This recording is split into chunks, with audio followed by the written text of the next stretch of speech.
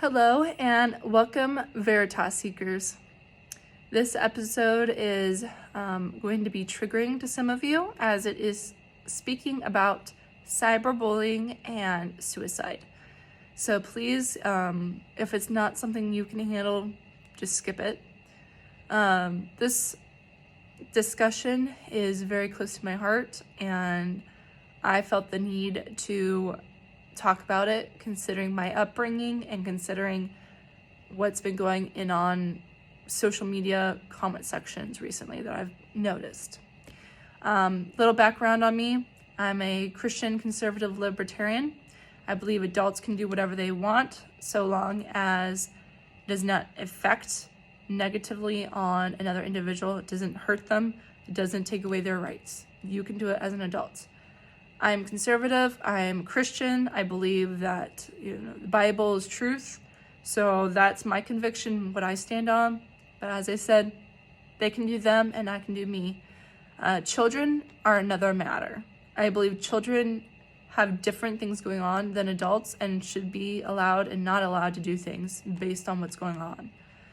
They don't have the brain capacity as an adult, they cannot understand the way an adult understands. This subject matter is close to my heart because as a 29-year-old, I'm millennial. I'm like the first generation to grow up on social media. I was, I believe, 12. I might have been 12 when I first got on social media on Facebook and YouTube. I mean, I had YouTube before Facebook, but I did Facebook, YouTube. I did Chatango, like a chat site, Omegle. I can't remember all of them, but basically I had complete access to the internet. I had access to the internet because I was involved in a computer-based learning experience, but my parents never checked on me, never cared about my progress. So I would goof off and not do my work and instead just do whatever I wanted online. And I wish my parents understood how that affected me and how bad that was for me. And that's why I am so upset with our generation today and the fact that they all have free access online like I was, but it's worse than when I was. When I was a 12, 13-year-old girl, in comment sections, I would cry because, there would be people who would troll me and say mean things about me. And so I understand that mindset. I understand having to grow a tougher skin and not care what people say. The internet is not a place for the faint of heart. But the thing is, when I was growing up, it was like 3 or 4 people in a chat, in a discussion on posts. Like, it was not every single person. Nowadays, when I look at things, it's every single person in comment sections that has something negative to say about you. I'm using the example, and the reason why I started this was because I saw a Instagram reel about a woman talking about the suicidal death of a 15-year-old boy. The death was caused by a cyberbully on Discord. This cyberbully was saying mean things to him, and he just couldn't take it. We don't know what else was going on that could have affected him, and that's the issue. It's not just a cyberbully. It's not just the internet that can be an issue. We don't know what else is going on behind closed doors. We don't know the abuse that might be happening. We don't know the death in the family that might have occurred. We don't know a learning disability or, what's the word called? Like disability in general. We don't know. I don't know. Just there's so many different things in this world that we don't know what goes behind closed doors. And so we should always treat people with love and respect for that reason. You could think that the best people in the world that have the most to live for, Chester Bennington and Robin Williams, that they would be happy and content and keep living.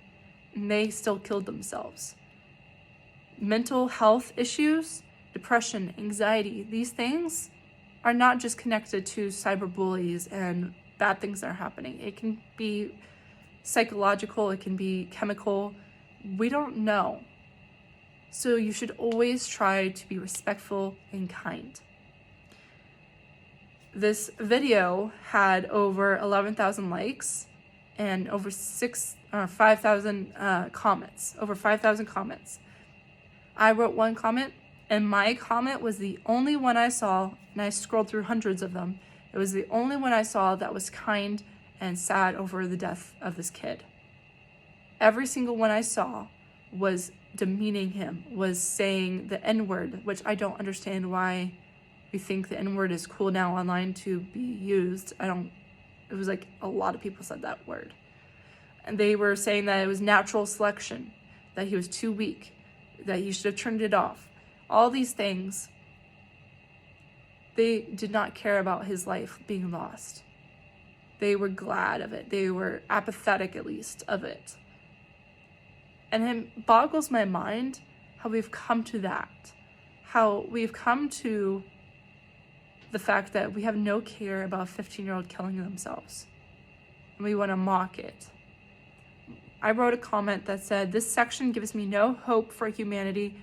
I'm sorry society failed you, kiddo. My heart breaks for what let you do that." I got 60 comments on my comment that was all attacking me. They were attacking my character. They were saying the N-word to me. They were saying, oh, I should kill myself too.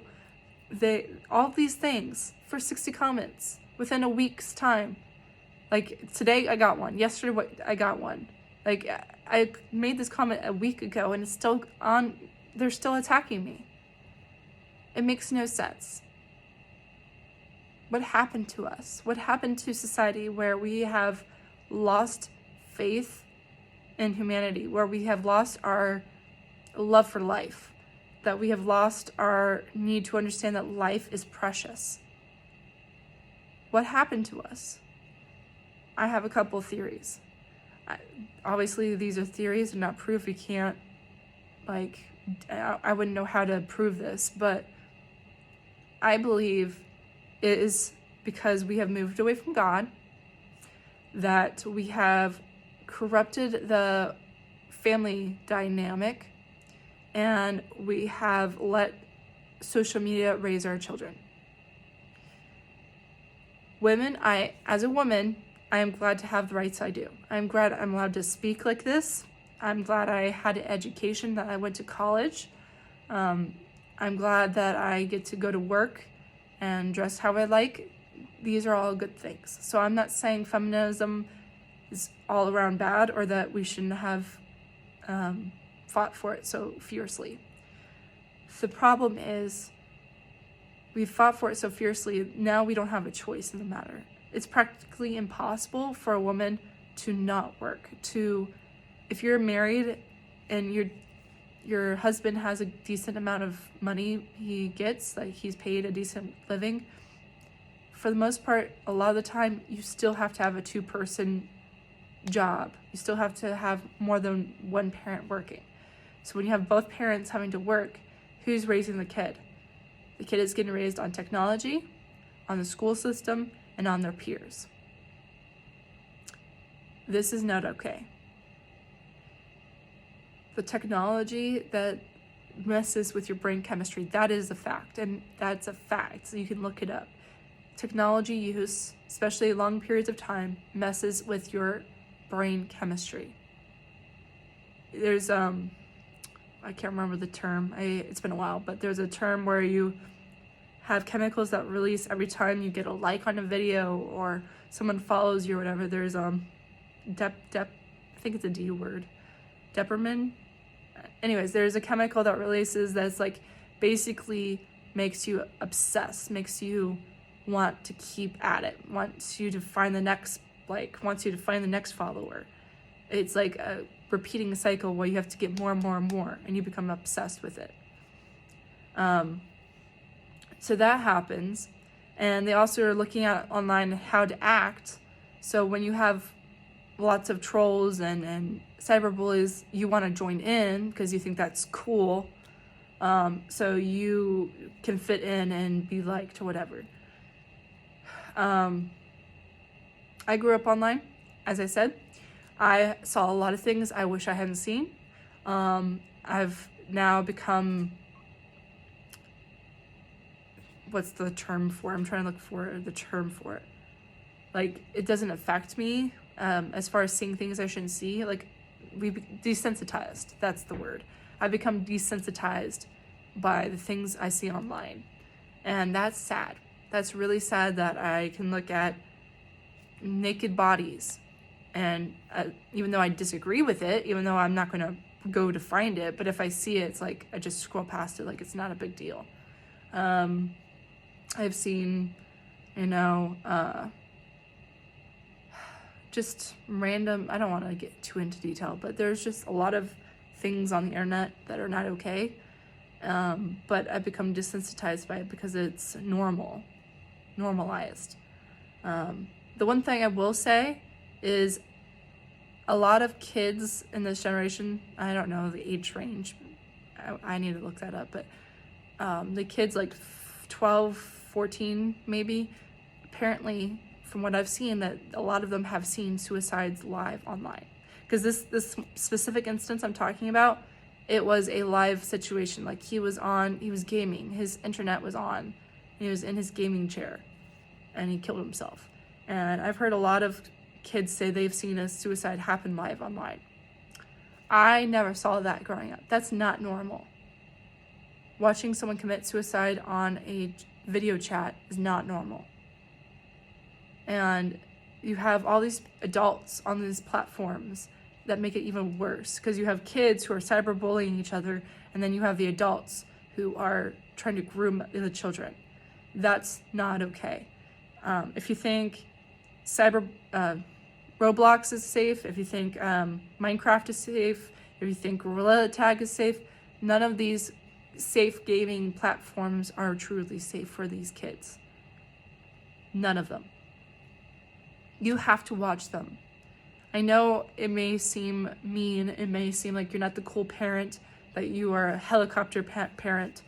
It's not being a helicopter parent. You would not allow your child to go to 5 hours away from you by themselves with no adult supervision.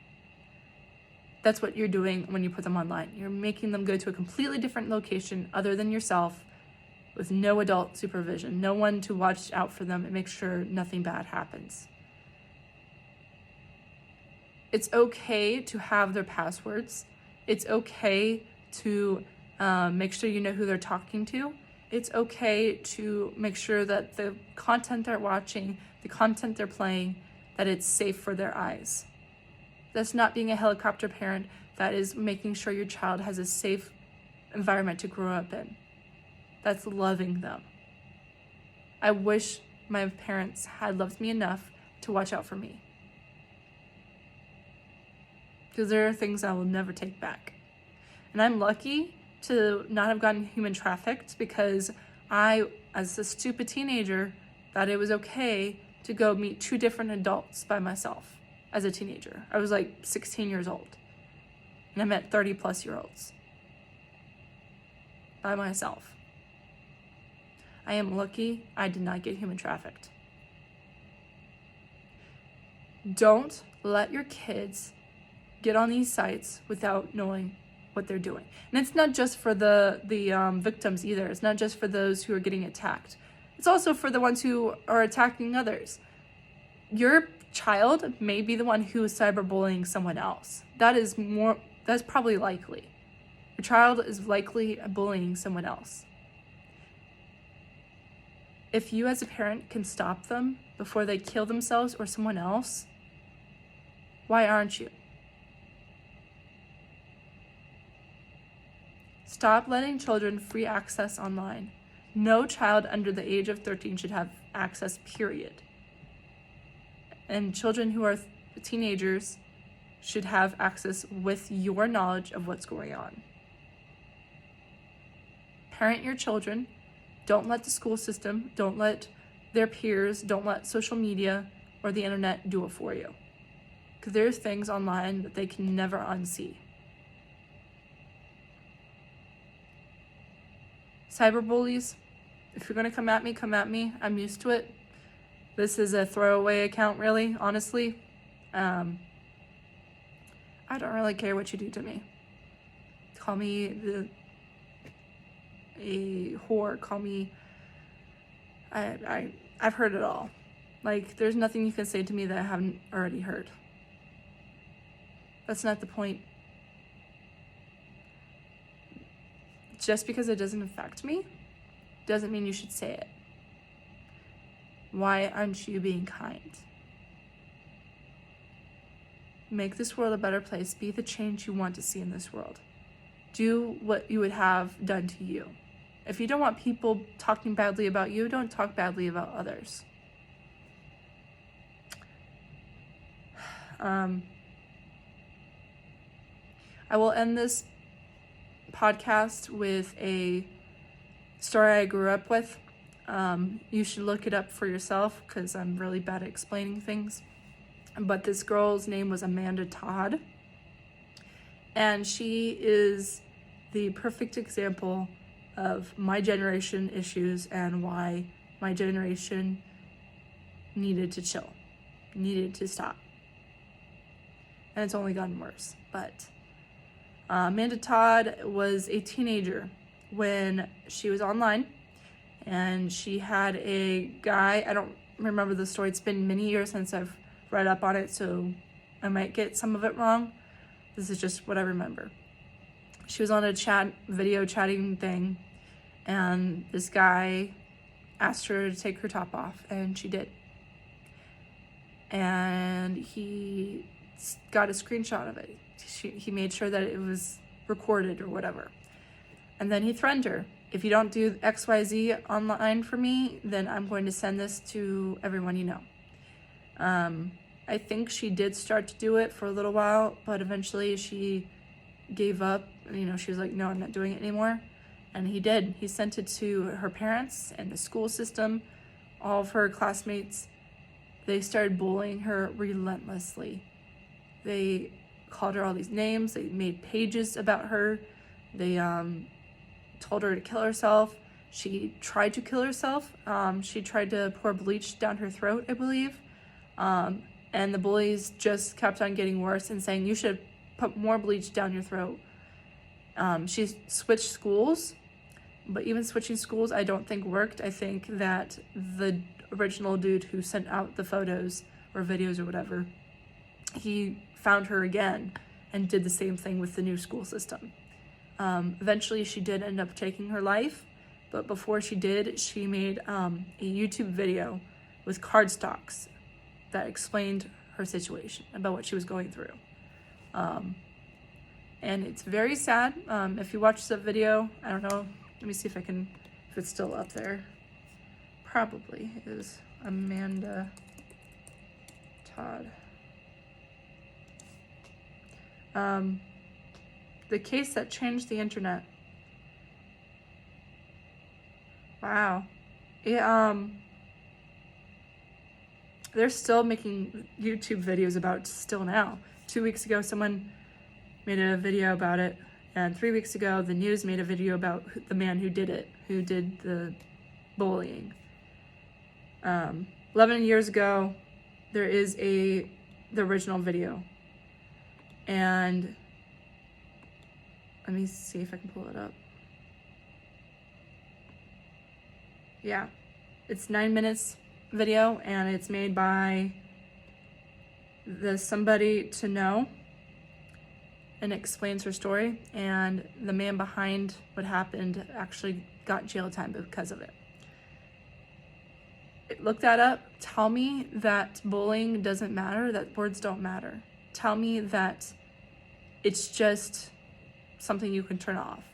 There are cases just like this all the time. It doesn't just happen online. It can follow you into the real world, and real life people can stalk you. Be careful what you let children do online. Be careful what you do online, because it will haunt you forever.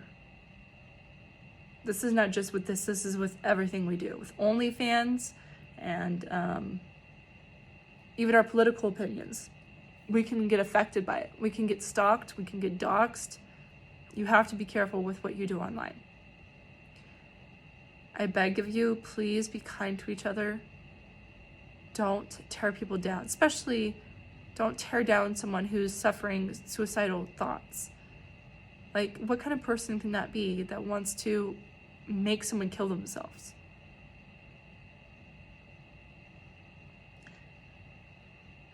I'm going to end it there, and I hope next time I can have something more positive to say. I do love and appreciate you all. Please be kind, and until next time, God bless and keep you.